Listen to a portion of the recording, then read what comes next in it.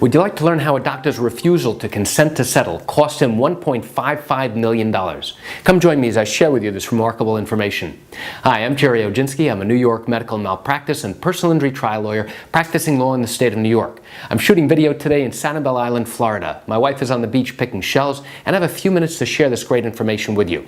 There was a case I was handling not long ago involving a woman who suffered injury as a result of improper foot surgery by a podiatrist.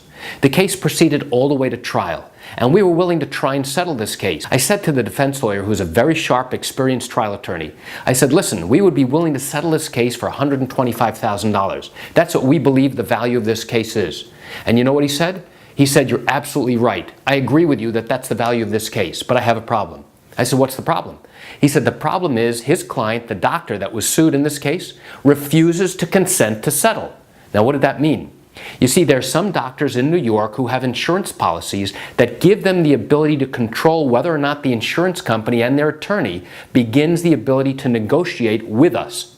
If the doctor refuses to consent to settle, now the attorney's hands are tied as well as the insurance company.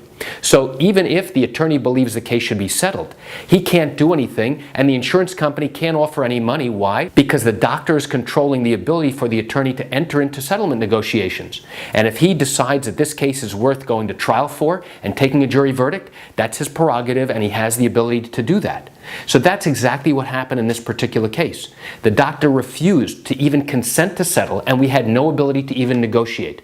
There was no talking to the defense attorney because he recognized that the value that we were seeking in the case was appropriate, but his client refused to actually begin the negotiation process, so we had absolutely no choice but to go to trial and then ultimately take a verdict. The jury decided that the doctor departed from good and accepted medical practice, that he violated basic standards of medical care, of podiatric care, and as a result of that caused my client significant harm and injury. And how much did they give to my client as a result of the harms and losses she suffered? A total of $1.55 million. So why do I share this great information with you?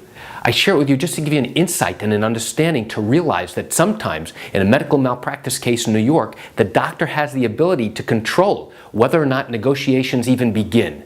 And if he decides, no, I'm not having any negotiations, we're taking this case to verdict, then we're left with no choice but to go all the way to a verdict and let a jury decide. And in this case, he made the wrong decision.